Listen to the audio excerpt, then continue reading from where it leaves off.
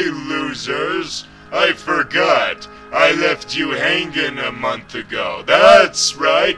I was supposed to reveal to you guys who the hell I am. Well, guess what? Screw you guys. I don't give a shit if you're still wondering, because I'm still not saying.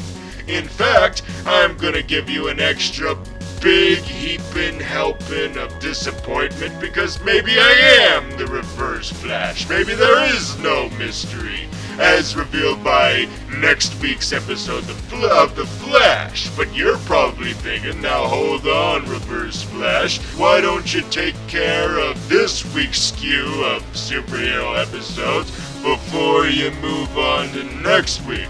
And to that I answer you this. You can kiss my ass, because I'm not talking about any of them. Nope, because I'm the Reverse Flash and I don't have to do anything for you people. So guess what? You're not gonna listen to anything from me, any analysis on any supervillainy whatsoever. You were probably really curious what was going on with the finale of Heroes. Well, screw you!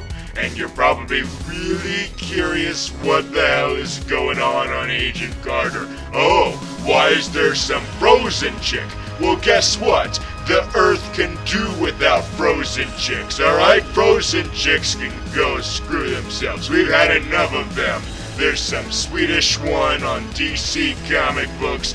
There's the one from Disney that everyone keeps friggin' talking about, even though it's been almost 3 goddamn years since that movie came out. But no, they're still singing her songs. And now we've got this one. And guess what? I am perfectly fine with frozen chicks dying. In fact, I laugh at it. Laugh at that, asshole.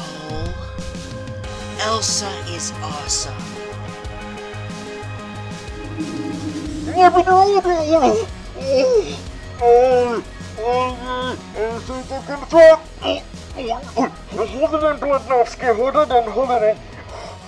Okay. Oh, I'm back in the present. Woo! Yes, 2016. Hello, 2016. How's it going? I've been in the future and now I'm back. Isn't that right, Zoom? Hey, where the fuck did Zoom go? Oh, that's right. He wanted to leave me by myself. Stupid Zoom. Sending me on my path of destiny. God damn it. But alas, I must follow his instructions if I want to save the human race from ultimate destruction. Oh, God, but that means ending the show. I bet you're so proud of yourself, aren't you, Reverse Flash? Reverse Flash? Hello, Reverse Flash? He's frozen. What the hell? Now he can't reveal to me who he really is. That's right, Reverse Flash, you freaking asshole. I know what's going on. You are an imposter. You're not the real Reverse Flash. But alas, if I really want to know who the real Reverse Flash is, I have to wait until this asshole thaws. Because he's freaking frozen inside of an ice cube. Well, he's melting. I guess I could pass the time by doing another episode of the show. The Super Vlillain vlogs. Yes, all like good old times doing this show. Yes. Unless I'm gonna have to stop doing it if I want to save the human race, apparently. But that's okay, because I can do that after this one last episode. I know I promised Zoom I would stop last week, but no, but one more episode couldn't hurt, possibly. Couldn't possibly have hurt. But wait a minute, I didn't see any of these episodes because I was too busy time traveling. Well, it's a good thing I pickpocketed Zoom and I got his device that allows me to download past episodes in my brain. All right, how does this work? Is it? I still can't get used to that. I think it even hurt worse this time. I think I've got some brain damage. Alright then, okay, so let me see what I remember, downloadably, artificially remember. Alright, let's see here.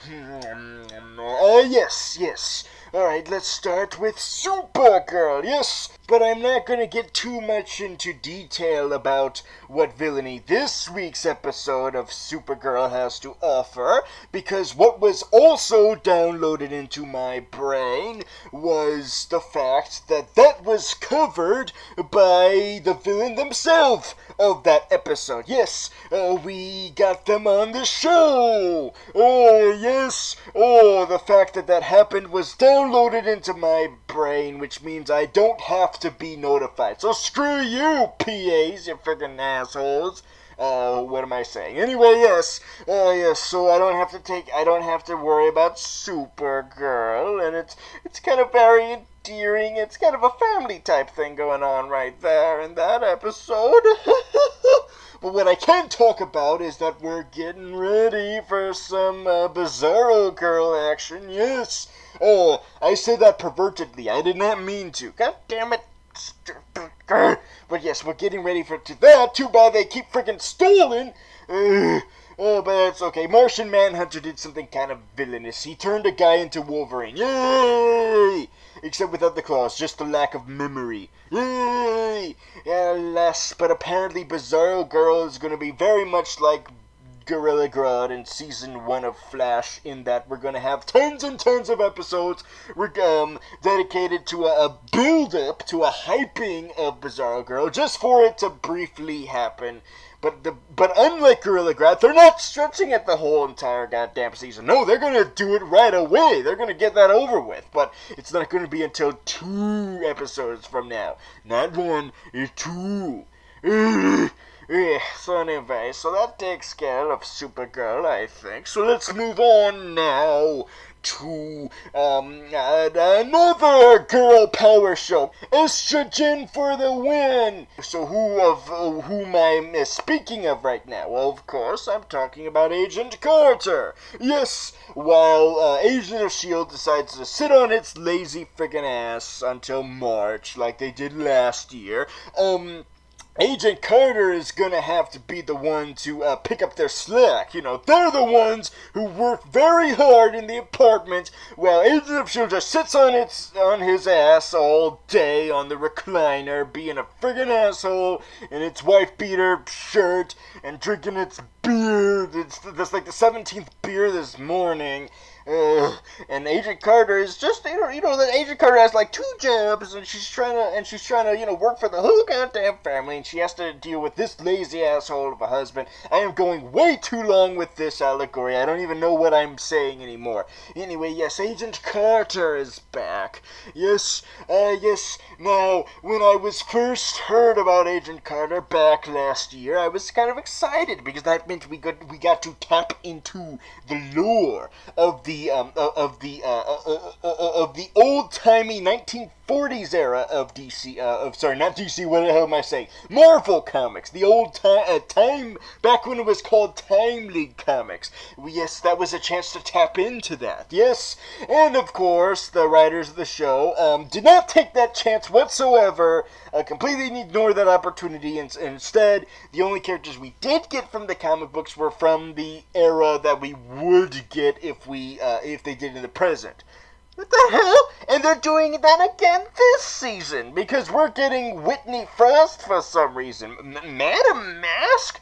What the fuck? She's an Iron Man villain. She's had a fling with Iron Man. Iron Man is a 1960s era superhero. What the fuck? What? Well, I mean, I guess any character from the comic books is better than none. So at least they're getting it from a certain era. They're just not getting from the era that the show friggin' takes place in. What the fuck? No, we're gonna deal with dark matter this season. We're gonna deal with going to deal with themes that that Doctor Strange is gonna get into later this year. Some themes of that, with the dark universe and whatnot. Wait a minute, dark matter, negative antimatter, whatever the hell they're saying, isn't that kind of some negative zone type stuff? Like, does that mean we could see the negative zone in this show? The purpose for this show restored. Never mind. That means we get to see Annihilus. Awesome. Now I know what you're thinking. Wait a minute. Isn't that some Fantastic Four stuff? Doesn't that mean we can't do it because it's Fantastic Four stuff? Well, guess what? They never said negative zone in the Fantastic Four movie from last year. No, they didn't say it. They gave some other bullshit name for that universe they went to.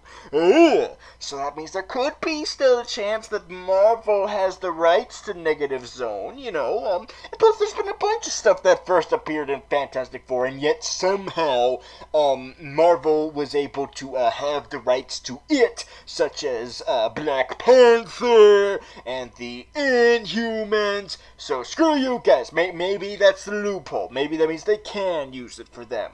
And Black Man will be the one who discovers it. Yes, because that is Agent Carter's love interest this time. Yes. Oh, I wonder if this is gonna be a recurring thing now for female-led Marvel shows. Like every show has, if you're gonna have a female-led Marvel show, you need the female lead to have at least one African-American love interest, okay? Alright, let's do it. And if she's African-American and stuff, that means it instantly has to be a white guy. Let's do it. Poor Asians and Latinos. But anyway, I am getting really weird with this one. But anyway, yes. So with themes of dark matter going on, what villains exactly have to do with dark matter?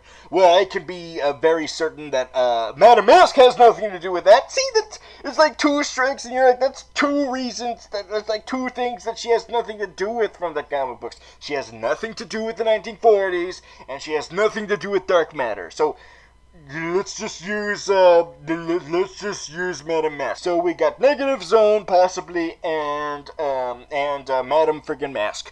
But that's okay, because there's some stuff here that actually would be appropriate for Agent Carter, such as the magia. Yes, finally the magia. Yes, too much of this Hydra bullshit. And it doesn't help that we get a friggin' Hydra symbol in the episode. Yes, in this two-parter. Oh, I forgot it's two-parter. Whatever. I just imagine it as a 2-hour episode. I don't friggin' know. Blah, blah, blah. In it, we get this symbol, and the symbol is that NASA wannabe symbol from Agents of S.H.I.E.L.D. that turned out to be Hydra secretly. And I'm like, no, too much of Hydra. Okay? Hydra isn't the be-all, end-all of everything. Not every person is a part of friggin' Hydra. Not every single villain of existence works for Hydra, okay? There's other companies too, okay? Okay, I know you want to make them the Walmart, but guess what? Target exists, so who knows what's going on there regarding the magia. But it was a perfect opportunity to use them here, and they're seizing it. They're seizing that opportunity to use the magia. Maybe that's why they decided to use Whitney first, because she has ties to one of the magia leaders, the Count Nefaria. Does that mean that Count Nefaria is going to be on the show? I don't know. Like, I think it would be better to use him in the present. Maybe they're going to make it. Maybe they're going to go a topsy-turvy this way. Maybe they're going to have her be the mother of him so we can get him in the present instead of the other way around, because then he'd be too goddamn old to be in the present. He would have freaking died by now. But as we wait for the magia, we've got to settle with the secret empire, whatever the hell they're called. Now, the Secret Empire apparently is in the comic books. They're more of like a low budget Hydra. So let's give those guys a go. You know, this is probably their only chance to do this thing, because even though the Magia is also small time villain crew, they're more of a gangster type thing. Whereas the Secret Empire, they're more like, well, we're trying to be like Hydra, but we don't have enough money.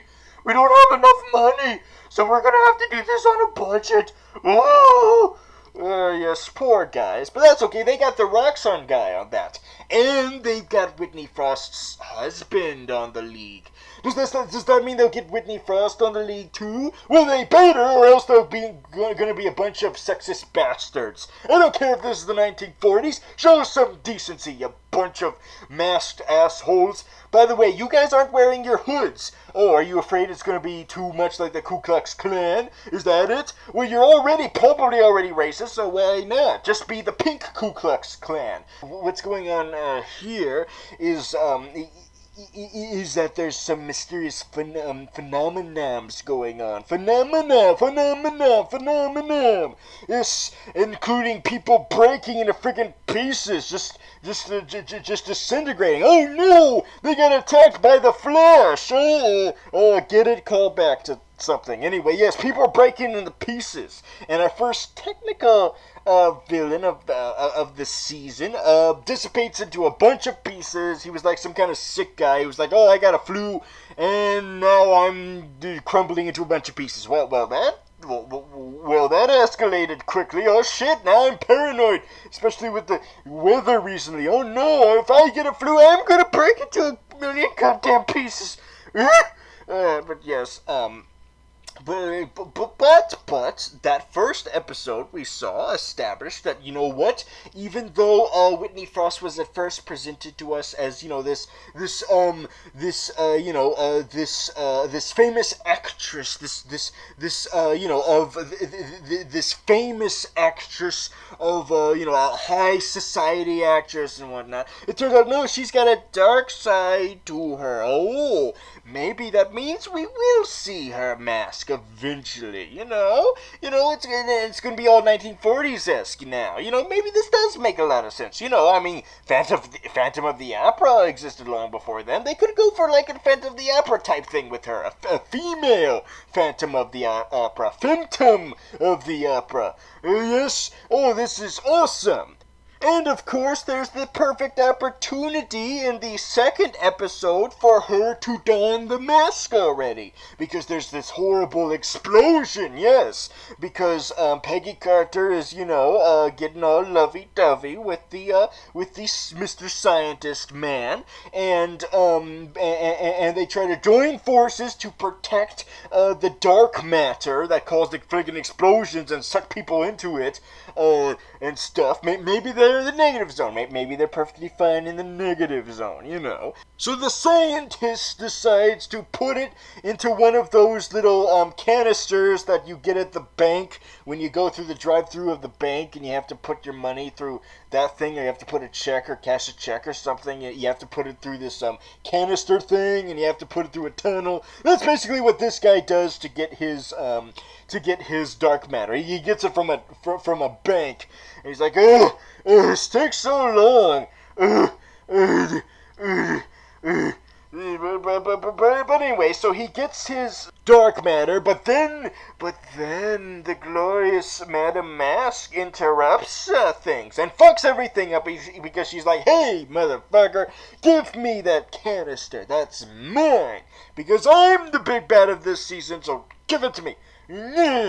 Yes, but then what happens is that there's an explosion from the dark matter. The dark matter causes a horrible explosion, and Whitney Frost survives it, but not the scientist man. Oh no! $300 says he's inside the negative zone, or wherever the hell they're bringing him. Can they say the negative zone? I mean, if Fantastic Four didn't say it, then surely that means they have the rights to it. I mean, because if they didn't, then does that mean that neither company can use it? Is that what's going on here? I don't know. But anyway, my money is on the scientist being somewhere, and he's not dead. Because guess what? He was on the friggin' list of regular characters, the new regular characters for the season. He was on that. So why would he only be in 2 episodes if he's a regular character? Use your goddamn brain. Who knows? Maybe they updated. Oh shit! Maybe he is dead. But anyway, so we'll see with that. Does that mean he might come back as a super villain? I'm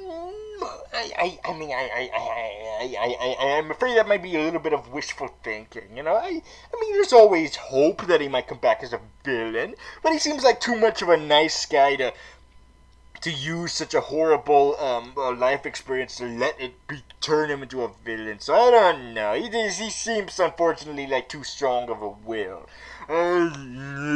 But you know who could use this opportunity to turn into a full-fledged supervillain? Whitney Frost, of course. Yes, because she just survived an explosion, which means she has her horrible scar now, which means that she must don the mask. Oh wait, she doesn't.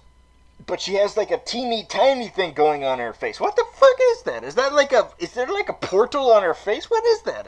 Is it like a stain? Is it like an ink stain? Or is it a scar? Or is it like a rip into the space-time continuum? Is there a portal to the negative zone on her face? Is that what's going on here? Is she kind of like Raven in a way, where the demon Etrigan, or whatever the hell his name was, Trigon, sorry, or whatever the hell his name is, it uses it to get the fuck through it and into into our universe. Is that what's going on here? Regarding what's going on here, is her face a portal? What's going on? And does she use makeup to hide it? Well, okay, fine. Well, I guess that means she doesn't need to put on the mask just yet. But if it gets bigger, then I'm afraid that's gonna mean that you have to put on the mask, sweetheart. That's just how it goes. And please don't not put it on. Don't give us blue balls. Put the goddamn mask on. Yeah. So anyway, that was Agent Carter. That's what's going on there. Yes. Hopefully they will indeed put on the mask and not give us blue balls, like apparently they are gonna do regarding Baron Zemo and Captain America 3. God damn it! Put on your mask! Put on that goddamn mask! Stop letting your face be naked! That's why my face is never naked. I wear a mask anyway. Let's move on now to The Flash! Yes, The Flash. We know that The Flash is back from its hiatus, along with everyone friggin' else. What do they have now to offer from their glorious pantheon of supervillainy they've got going on over there? Oh, Turtle. It's about goddamn time! Now I know what you might be thinking. Oh, why are you excited about Turtle, Bludnovsky? Isn't Turtle a friggin' stupid-ass fuck of a villain? Well, yes, he is. However, he's a very important stupid-ass fuck of a villain, because he was the very first Flash villain to ever exist. Very first one. And I'm not talking about a Barry Allen Flash villain. No, I'm going all the way back to Jay Garrick Flash, the original Flash. His first villain in the very first comic book was Turtle, or Turtle Man, or whatever the hell. Turtle Man, hey, it's tomato, turtle. Anyway, yes, so Turtle Man is very important for the Rogues Gallery because he was the first. He's the George Washington of Flash villains. So of course I gladly welcome Turtle Man, and he speaks for the normal people. He's a fat dude. He's a middle-aged, sad, fat man who's got nothing else better to do. So he's like, I'm just gonna be a freaking super villain. I don't care if I'm slow as fuck. I'm gonna make that my make that my motif. I'm going to embrace my laziness. A very powerful, inspirational story indeed. He's the everyman kind of villain, old Turtle. Yes, and it was about time Flesh tackled Turtle on this show. Yes, finally we get Turtle. It's a great way to get some variety into the cast. Not every person has to be a perfect looking specimen. They don't have to be all muscular and all sexy and whatnot. Sometimes, you know what? Fat people exist, okay? Fat people are around, so let's embrace that, okay? Alright? And they did! Because even though this guy isn't as fat as I was hoping for, he's still a chunky man. They still managed to get someone who wasn't a pretty young boy. They didn't get like an early 20s bodybuilder guy. No! They got an actual fat, middle-aged sad man. And I respect them for that. You finally did it, Flash. I mean, they've done it before, to be fair. They've gotten old, ugly people before, but this one was where it really counted, and they delivered. Too bad he doesn't last the episode, because apparently he freaking dies. God damn it, Dr. Wells. I thought you were on our side now. Ever since Zoom got all bargainy with you, I thought that meant you were on Zoom's side. But nope, you're getting rid of the supervillains. But to be fair, he's doing it for selfish purposes, so there is that. Although it is for his daughter. Hey, you're so confusing. Dr. Wells, you're such a complicated enigma wrapped around a puzzle, wrapped around the Riddler's dick. Yes, so anyway, but alas, that means we have to say goodbye to Turtle Man, or Turtle, I don't remember which one. They call him Turtle in the show, so fine, Turtle. So anyway, but alas, even though Dr. Wells is a different entity from Eobard Thawne, who was pretending to be him last season, he still has some of his tendencies, and by that I mean killing perfectly good, disposing of perfectly good supervillains that did not have to be disposed of this quickly. He's done this to Blackout, he's done this to Gerter, he's done this to Hannibal Bates, whatever the hell that guy's name was, Cannibal or something, I don't freaking remember, or the shape-shifting mofo. He's done that to all of them, and now he's doing it to Turtle. But I wanted the Turtle to stick around because because that gives us some variety in the rogues now. There's a fat guy in the rogues, a middle-aged sad fat man. Now to be fair, he is a creepy McCreeperson. He is like really really creepy, and he's kind of like he's almost got that Billy Bob from Silence of the Lambs thing kind of going on. Would you fuck me? I'd fuck me. Put the lotion in the basket. Yeah, I'm pretty sure they were going for that kind of vibe from him because he, what the fuck did he do to his wife? I'm not even sure, but he did something. It's implied that he killed her and made her like a taxidermy thing, but that would be way too... I'm not sure how much crossing the line that would be for this kind of show, so I think what he was doing was he made his wife so slow that she literally stopped forever, which is kind of like death and not death at the same time, so whatever. But anyway, he's like an anti-Mr. Freeze in that way. Like, Mr. Freeze is like, oh no, I gotta get my wife out of this stasis. And Turtle is like, no, I gotta get my wife into this stasis because I'm an asshole.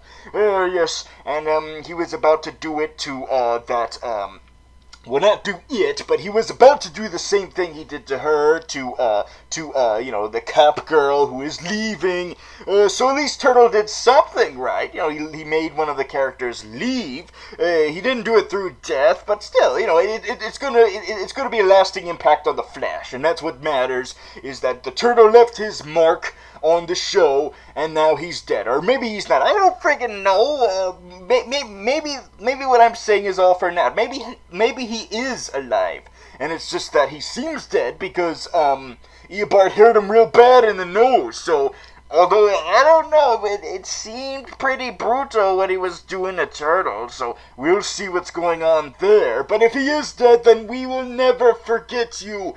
He is like a middle-aged fat version of Arrow, what with his green hoodie. Okay, speaking of which, let's move on over to that one. Let's move on over to Arrow. Yes, and speaking of people in hoodies, did you know that there's like 15,000 people in the DC, CW, ABC, EFG universe who wear hoodies? Like, everyone wears a freaking hoodie. Like, oh my god, even Smallville didn't have this many people wearing hoodies. And they lasted like 18 seasons longer than this one. And don't correct me, I'm purposely exaggerating, okay? Anyway, yes, so that means we get another person in a hoodie. Jesus Christ, can you be a little bit more creative? I mean, we just had one on The Flash just like 8 seconds ago. I was talking about Turtle, and he had a hoodie. So who's the guy with the hoodie now? Yes, an old friend we haven't seen in a long time, and by that I mean just a couple of months. And of course I'm talking about Anarchy, yes!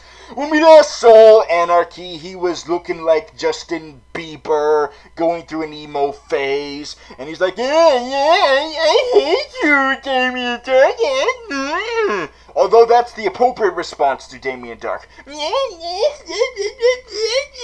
hate you, yeah. Yes, annoy him, because I hate him.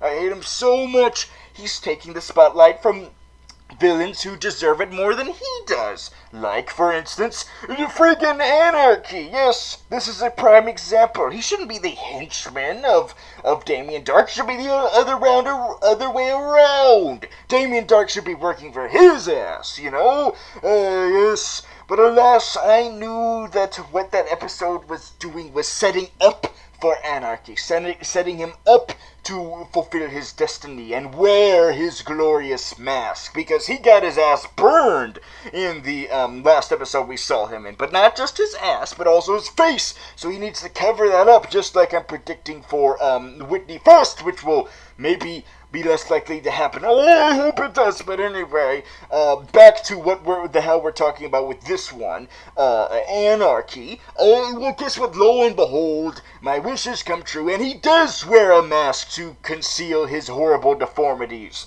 Although his horrible deformities aren't really that bad, actually. It's not really that unsightly, you know. It's not like he's like that lady who got attacked by that chimpanzee, you know. He looks okie dokie, you know. Maybe a little bit worse than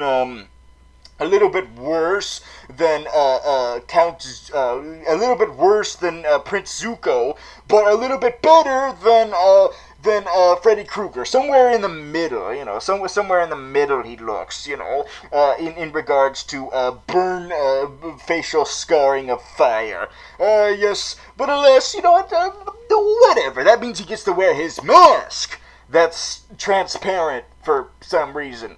Where is it transparent? Doesn't that defeat the purpose of concealing your horrible face if people can see it anyway because the mask is transparent?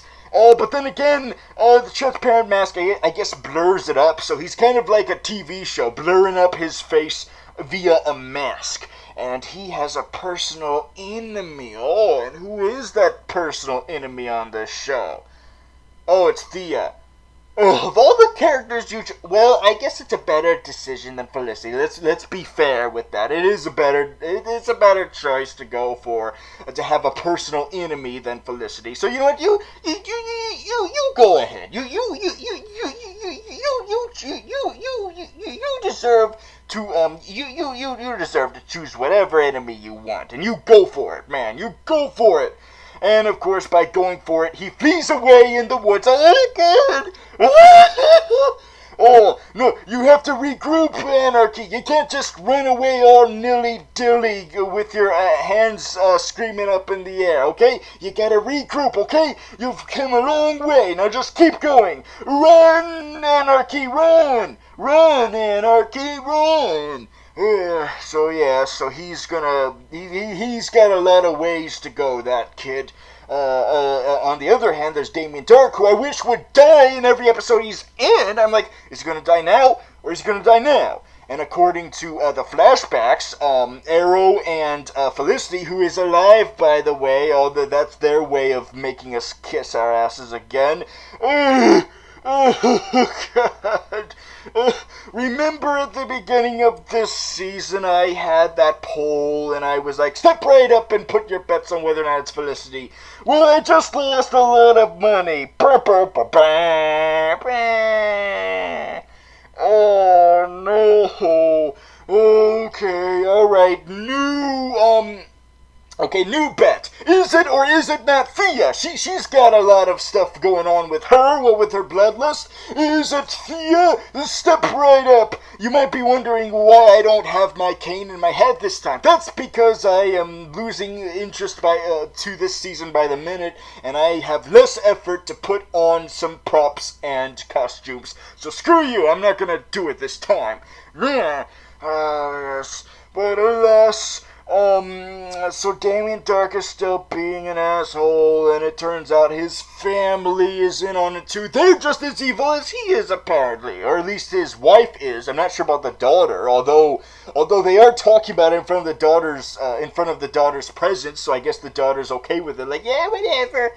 She's probably not evil herself. She's probably just tolerant of her evil parents. She's like, yeah, okay, I tolerate it, whatever. So that's probably what's going on there. But yeah, if that's the case, then yeah, sure, why not? Let them die too. The more the merrier. I don't give a shit. Just bring in Prometheus already.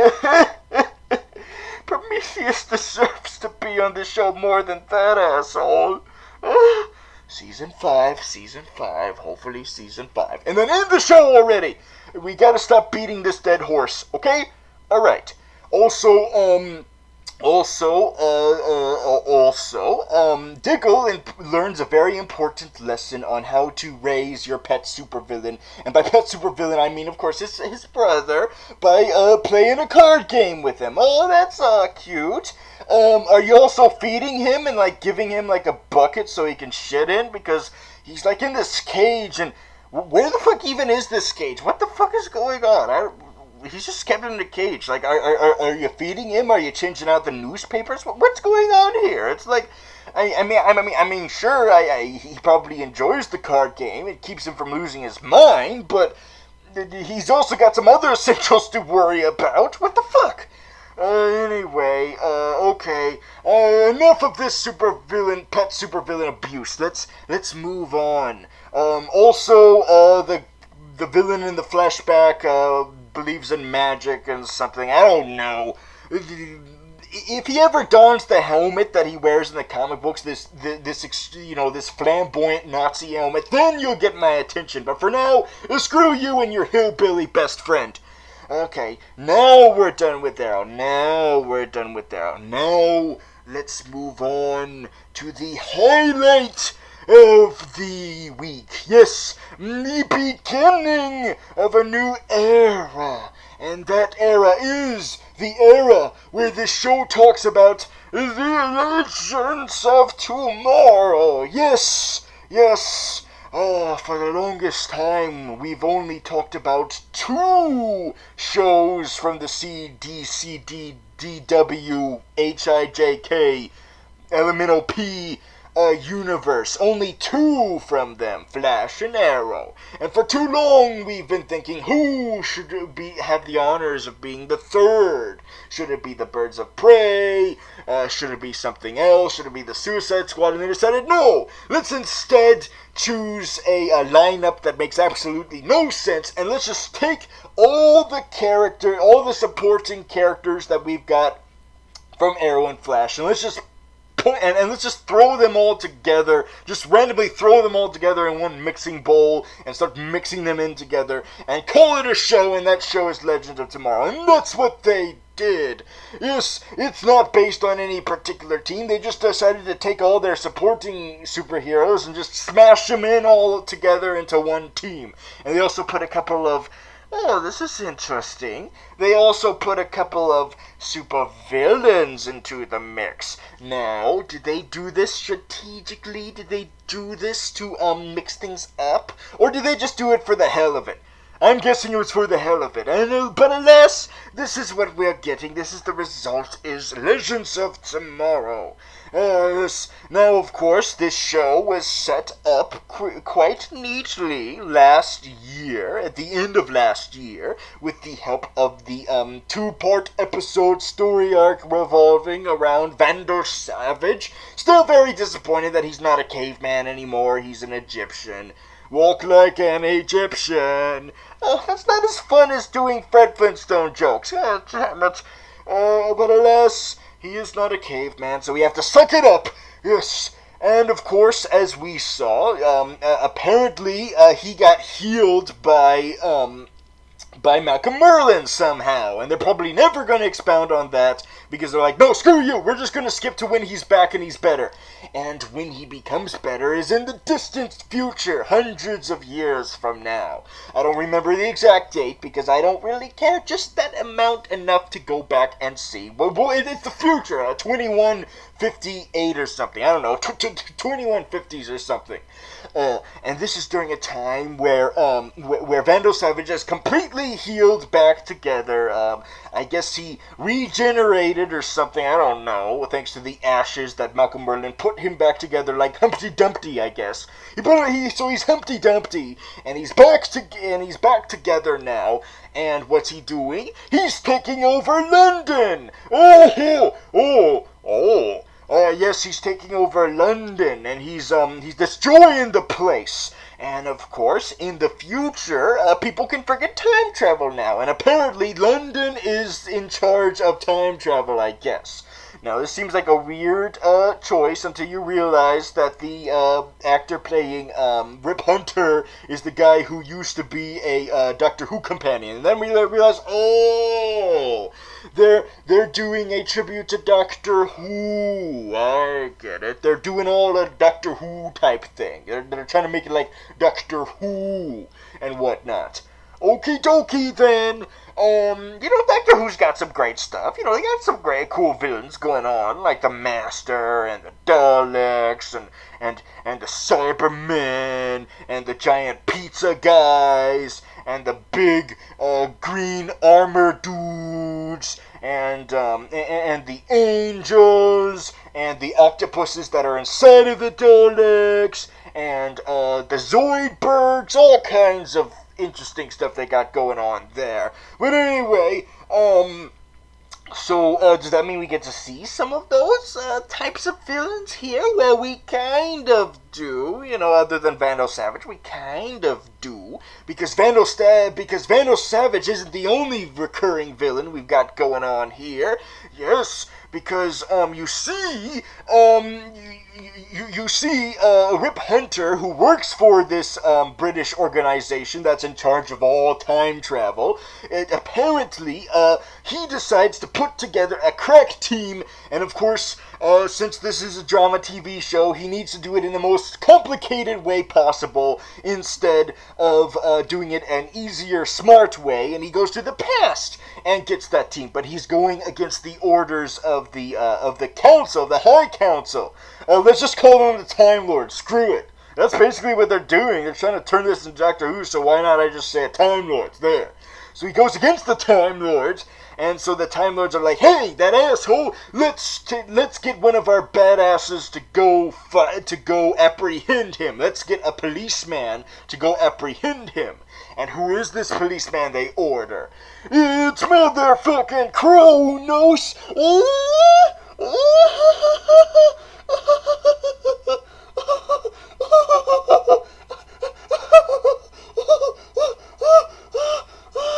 Oh, Kronos! Oh, I'm nerdgasming or villaingasming. The point is, everything is a mess. Yes, oh, Kronos, finally!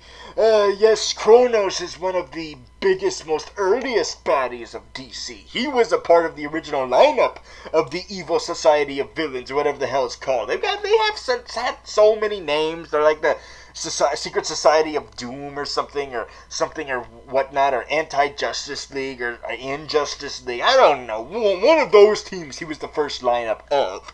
Yes. So he goes back. He goes way back. Old Kronos. And the thing to take away from Kronos is that he is a time traveler. And that is the thing that most adaptations of Kronos is the only thing they keep is the fact that he's a time traveler. Because in the animated series universe, in the animated universe of DC, Cronus is depicted as a sad stay-at-home house husband who has a miserable ass life. He's a sad middle-aged husband. She's like, screw this, I'm gonna go time travel. But alas, his fate was to forever be in a loop or something. I don't know what's going on there. But anyway, yes. But so he was kind of pathetic. I mean, it was a different way to go at it, for a time-traveling supervillain. But at the same time, it's like, oh, so he's just a whiny, middle-aged man who's probably a bad husband. Oh, no, we need a more badass of a time traveler. And that's what this show does with Kronos. They take him back to his roots of being a badass time traveler. And he's a time cop. Yeah, he's like, he's like Jean-Claude Van Damme, except evil. He's an evil Jean-Claude Van Damme. So basically his character from Expendables 2, except, still a time cop. Yes, so he's traveling to apprehend Rip Hunter and his team that he got. That just so happens that his team that he got was from the present of Flash and Arrow that we are currently following. Well, what are the friggin' odds of that?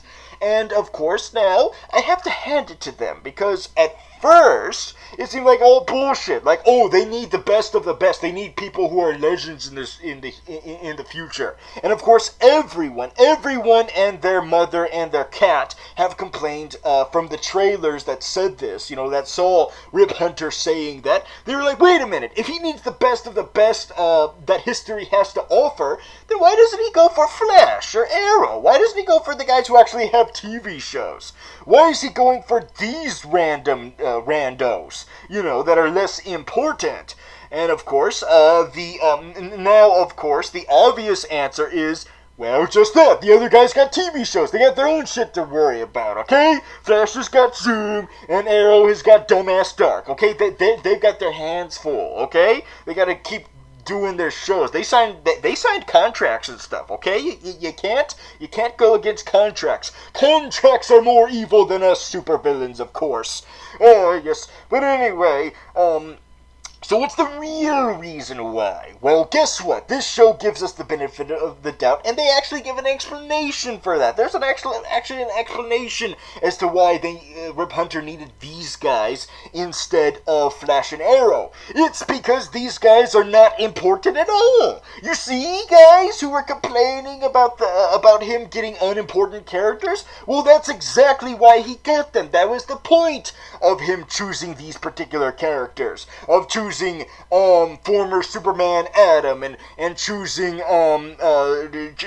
Firestorm made up of a white scientist and a black boy, and choosing White Canary. Well, she was not White Canary originally, but now she's White Canary now. It's like her sister just drenched her in white out and is like, hey, here's a new costume that is nothing like the one we saw in that first trailer. There you go. And of course, Hawk Girl and Hawk Man. Of course, you gotta get the Hawks in there, not including Tony. Tony can go screw himself, just those Hawks in particular. And two super villains, of course. I can't forget the two villains. There's a reason why Rip Hunter chose those characters in particular. Because they're insignificant. Because if he chose them, they would have no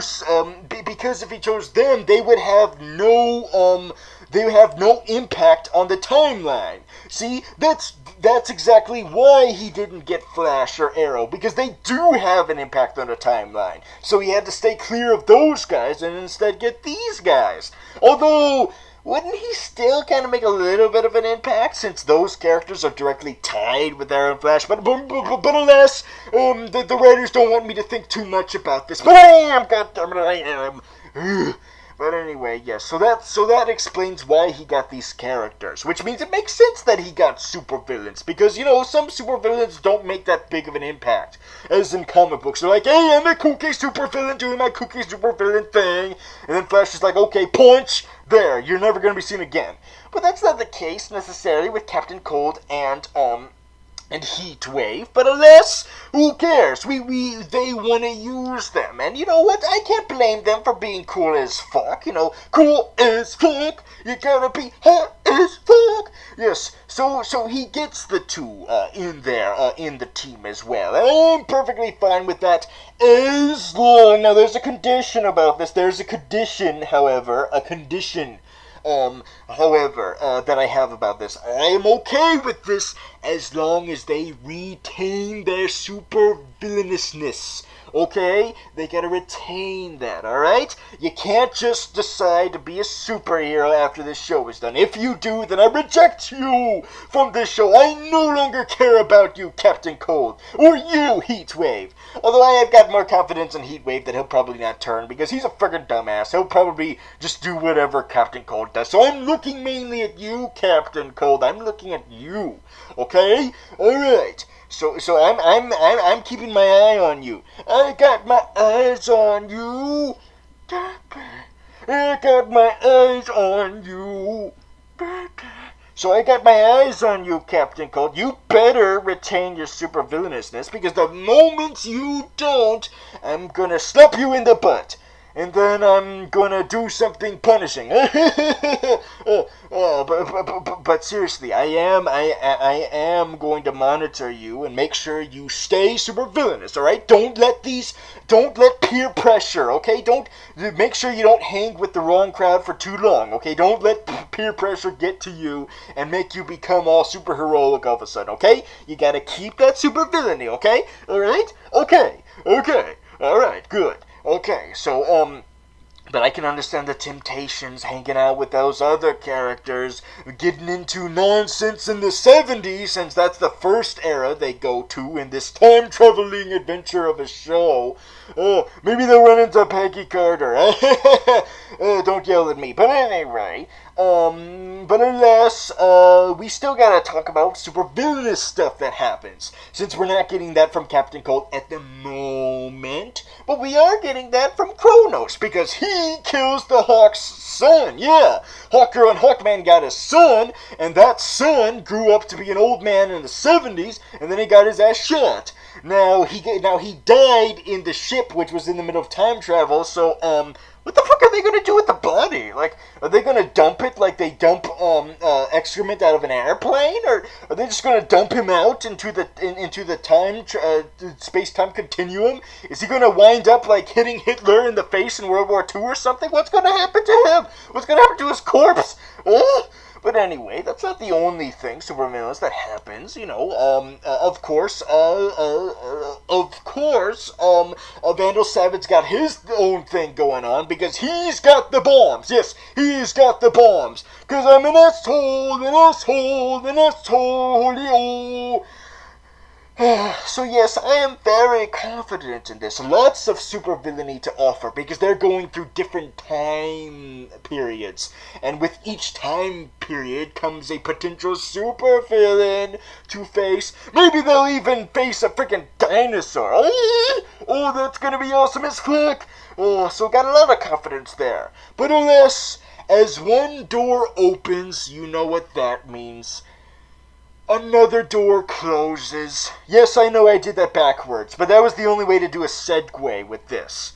Because even though the Legends of Tomorrow has a door, this nice, perfectly fine door, this spiffy door, that's opening, and it's opening very well, there is another door that is closing at the same exact time. Who does that door belong to, you ask?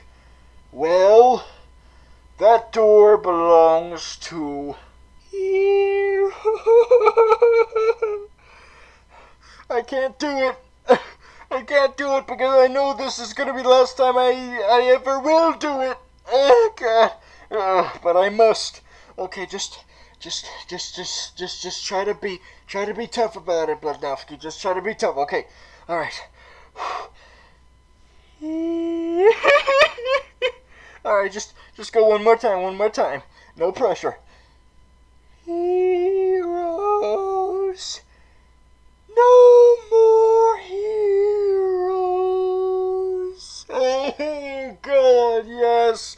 Yes, this is the final time we'll ever be talking about heroes. Oh, God. A part of me is really friggin' disappointed that we don't get to see any more. But another part of me is, you know what? They did what they set out to do. They wanted to keep going. They wanted to try to get the series back. Now, and that was, then at the end of the day, that's what we wanted. A chance for the show to come back. For this mythology of the heroes universe to have another go at it and show us some more of this universe. And that's what they did.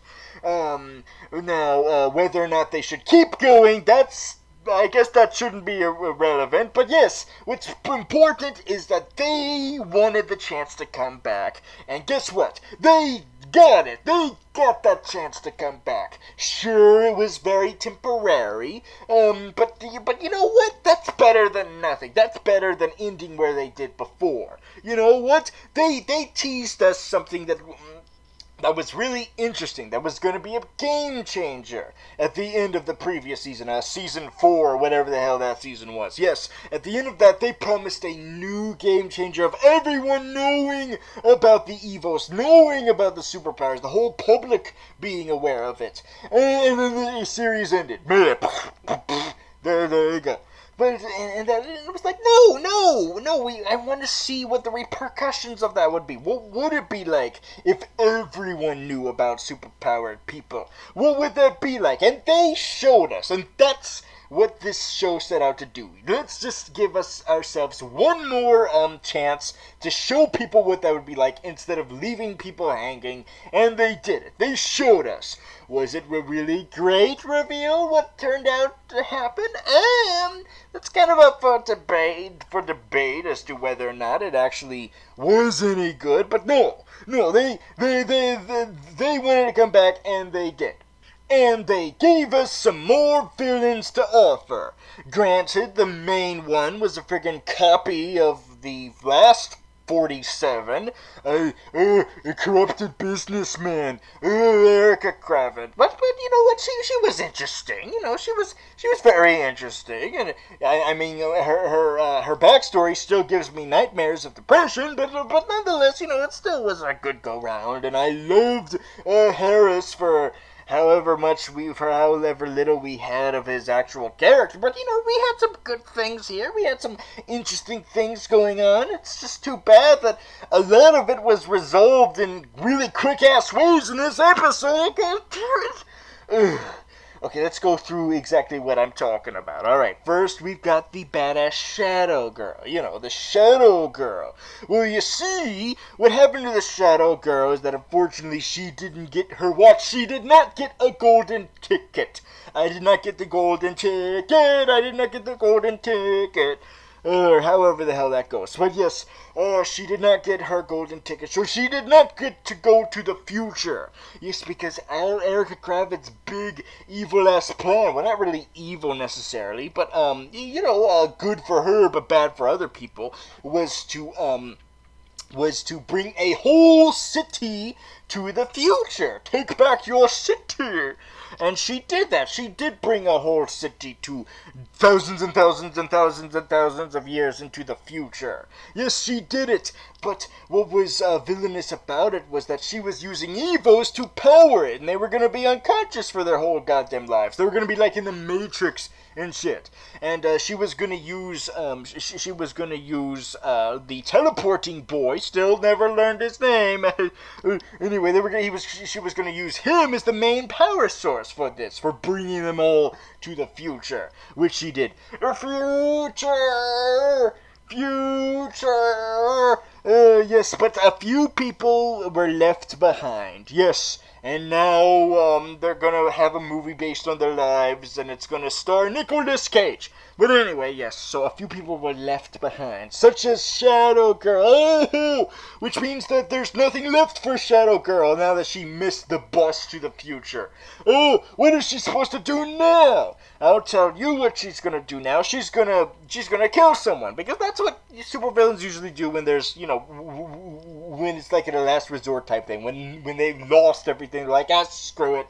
I'm just gonna add more tension, even though there's nothing left for me to do. So I'm just gonna kill somebody. So she tries to kill the girl who can control nature, or whatever the hell she can control. I think it's nature. I don't know. Yeah, she's gonna try to kill her, and the big bro is like, "Hey, no, I'm on their side now." So bangity bang bang, and the Shadow Girl's dead. No. Alas, this brother sister. This brother-sister conflict was gonna end either way, wasn't it? And since we already saw one scenario where the brother died in this conflict, of course I guess they thought, okay, since we already saw that, how that turned out, let's make sure that in this alternate timeline, she's the one who frickin' dies from the brother's hand. Oh, it's a switcheroo, it's a desperate wife swap or whatever the hell. Yes, so now the big bro is all sad because he no longer has a sister because she shot her. But anyway, let's see. What other supervillainy gets hastily resolved?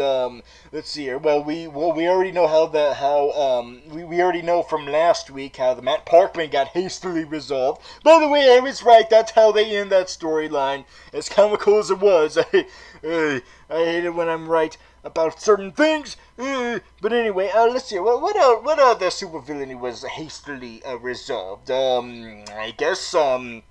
I guess Zachary Levi was hastily resolved. By the way, I apologize for accidentally calling him Zachary Quinto last week. Even though I kept gloating earlier that I was like, hey, I know the difference between Zachary Levi and Zachary Quinto. Well, it turns out I don't, because I confused them a whole bunch of times last week. But I'm not gonna do it this week.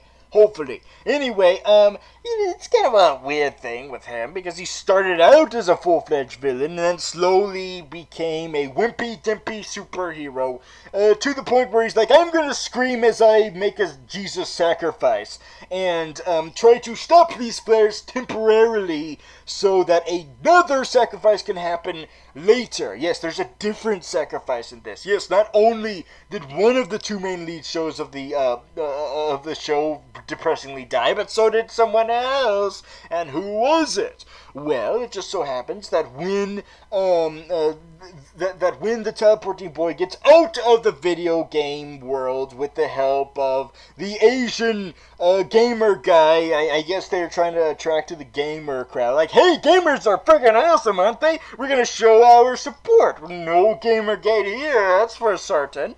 So anyway, so now that he's been saved, he realizes that he can be in two places at once. That's how freaking awesome and godlike he is. Yay, writers are giving him abilities. So he does the reverse flash thing. Oh, what a coincidence, he's right here.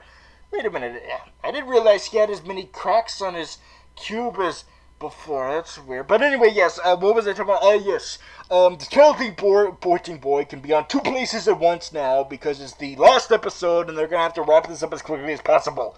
So one teleporting boy saves everyone and brings them back all to the present one at a time, and the other teleporting boy goes back to the past, which is our present. Oh, this is so confusing.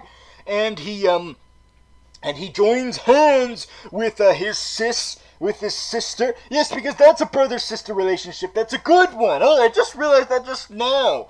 Oh, there's the bad example of a brother-sister relationship where one kills the other, and then there's the good one where they work together as a team, where they don't kill each other. Instead, they have to kill someone else, because, as revealed in a flashback, the only way for their powers to work together so they can all of a sudden just contrive a giant force field around the Earth, which I didn't know they could friggin' do, but apparently they can. They can only do that if they have a conduit. I don't know what a conduit is, but I'm sure it's something. Don't tell me what a conduit is, goddammit. By the time you decided to type down what a conduit is, I would have already Googled it, okay? So don't do it. It's not necessary. So anyway, so they need someone to sacrifice themselves. Another Jesus sacrifice in this episode. Well, let's see here. We already killed off one lead that we promised would be the poster boy of this show. So let's kill off the other. Let's kill off the horn-rimmed glasses man. Oh, that's where he was this whole time. The teleporting boy took him to the end. He made him skip all of those episodes and just had him skip straight to the final one, maybe so he could have less of a headache of like, oh god damn it, there's too many episodes. Luckily for him, it's just like 10. Yes, so he's like, I'll be the one to sacrifice myself. And that means if the show comes back, I will no longer be contractually obligated. Jesus, sacrifice, I am Jesus. And so the world is saved thanks to the same thing that saved the world at the end of Men in Black 3. A random, out of nowhere force field protecting the Earth from the solar flare. And it's just one. It wasn't like even a bunch. It was just one. Like, yeah. It's like the sun wasn't even mad at the Earth and it wasn't even trying. It was like, hey, little slap in a little bit of a pat. Like, hey, yeah. Yeah, there you go.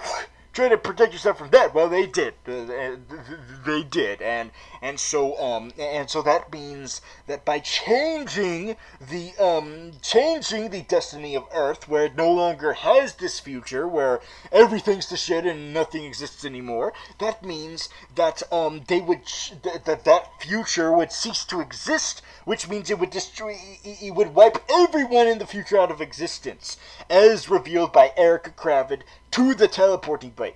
Well, way to be as stupid as fuck, Erica Kravitz. Well, by doing that, by telling him that, you're giving him the proper instructions to be like, okay, well, I'll just teleport them all to the present. Thanks for letting me know that. Thanks a lot, Erica Kravitz. Thanks for instructing me on how to save the day, you freaking dumbass. Also, Erica Kravitz's wormy assistant also gets his ass killed. I don't remember much about him. I don't even remember, like, who he got killed by, but anyway, he gets killed too, I guess. Don't remember him. Anyway, but what's important is that the teleporting boy teleports everyone back to the present except for one person, Erica. And Erica's like, no! Why did I have to explain to him how to save everybody and how to destroy me? Why did I have to conveniently give him instructions on how to save the day and defeat me? I'm such a freaking idiot! Well, part of existence, Erica Kravitz is no longer alive. But knowing Heroes, they probably would have tried to contrive some way to bring her back, maybe. But then again, you know what? Even though Heroes has a bad habit of bringing back certain characters, they don't really tend to bring back the villains. Really, they stay dead. There's been a lot of really great villains this show had to offer, and they just stay dead. Even the Circus Master didn't come back, and he wasn't even dead. That's how good they are with getting rid of their villains. So I guess she's done. Goodbye, Erica Kravitz. Your backstory is really fucked up, and it makes it a little bit more understandable why you're fucked up as you were. But that still does not mean I forgive you for killing Bambi in that one episode. You kill Bambi, you get what's coming. To wipe out from the timeline. But alas, they still managed to make her a little bit of relatable, towards the end. I mean, it might have been too much too soon, but still, it was something that they had some effort in doing something with her, and, but then again, you know what, let's try to give a chance to someone else for the next season that will never happen. But apparently, they already even set up who they wanted for a big bad of the next season. Yes, they set that up at the end of this season. Because apparently they were like, maybe we'll get another season, maybe we won't, we don't know. We'll just leave it the cliffhanger anyway, just in case. Well, guess what? That cliffhanger is probably never gonna be resolved because it was as complicated as fuck to finally come to an agreement to get the show back. So do you really think they'll go through all that bullshit again by having it being canceled twice? I don't think so. This isn't like Futurama where whenever that gets canceled, you're like, yeah, it'll probably come back, whatever. But no, with this, it's like, yeah, I think they're done. I think this is it. This is it. Yes, So I think that's pretty much it for them. So what is the villain that they potentially set up at the end of this season? Well, there is always this big question mark ever since we got the reveal that the epic reveal, or fucked up like out of the writer's asses reveal, that Claire was the mother of the two young protagonists, and they used Futurama bullshit time-traveling, I'm my own grandpa type logic to make them, to make that possible, you know. So ever since, but however, ever since that reveal was revealed to us, ever since that revelation happened, there has been this question mark that remains. This big question has remained ever since. And that question is, who is the daddy?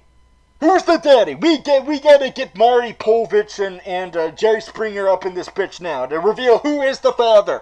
Are you the father? Are you the father? We will get a lie detector test to find out who the father is. Yes, that was still a mystery that remained. That was still something that was never addressed. So who is it then? Well, guess what? Heroes Reborn decided to give us all a big screw you and was like, hey, we'll reveal who the father is if we get another season. And of course the network was like, no. So apparently they were not swayed by the deal. Like, hey, if you give us another season, we'll reveal who the father is. And the network was like, yeah, we're not interested enough. Canceled. So we'll never find out who the father is. But apparently, from judging by the information from that old lady who is still around, even though she went to the past and now she's in the present and she's older than she already was, it's revealed from her that that whoever their father might be, because you know how she is, what with her knowing secrets and not telling anyone, they're very cock tease all the time, like, oh, I know, but you don't, I know something you don't, I know something you don't. That's how she always is, and this is no exception. She knows who the father is, but she never revealed who. But what she does know, that she reveals to the nature girl, is that whoever it is, he is a villain. He is a horrible villain of a person. Oh! And so the mystery is left to probably be revealed in a comic book or a video game, since there's this recent video game that's been released that people get to play, but I'm not interested enough to play because I'm not really a gamer. So, screw you, we don't know who the father is. Sorry, Maury Povich, sorry, Jerry Springer, they're all disappointed now. We don't know who the father is. But I guess, you know, since we're never probably gonna get the answer, I might as well make a guess. Sailor. Maybe it was Sailor. That might be a little weird that it's Sailor, but I mean, he always had a thing going on with Claire. It's like, hey, I'm like you because we both have the same power. We're the same person. Let's make out. Although he never actually said that, but maybe that's what he wanted to do. And he seemed to eye her during the finale of the previous season. She was like, "Oh man, look what she's doing."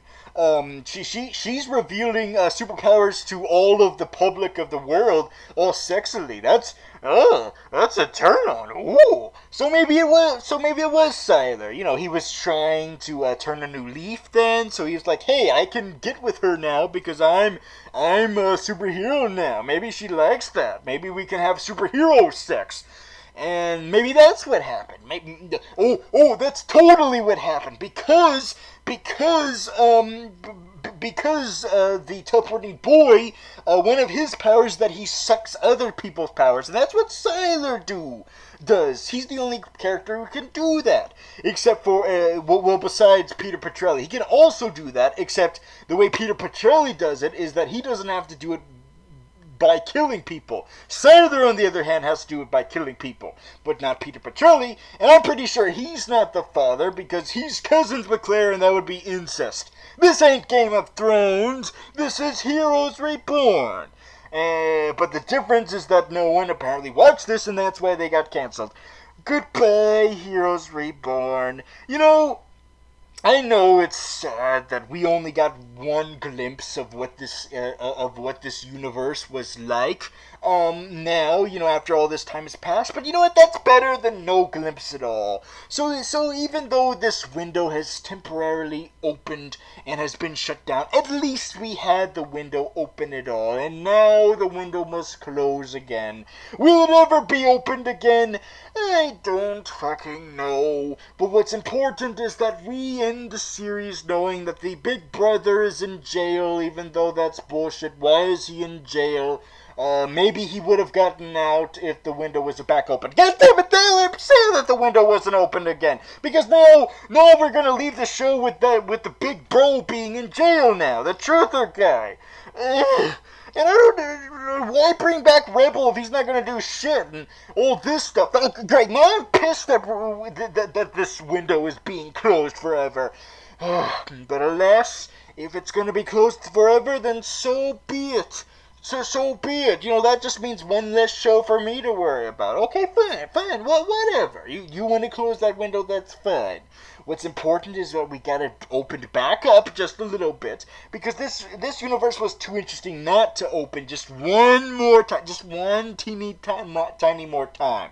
And now that we've gotten that out of our system, maybe it is time to move on. To shows of tomorrow. I brought it all full circle now.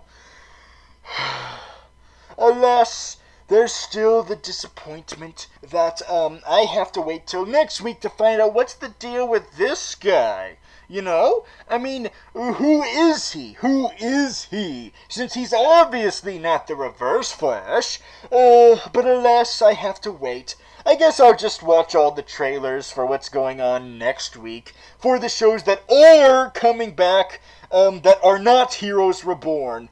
You know what? Maybe I should just do that one more time just for old time's sake.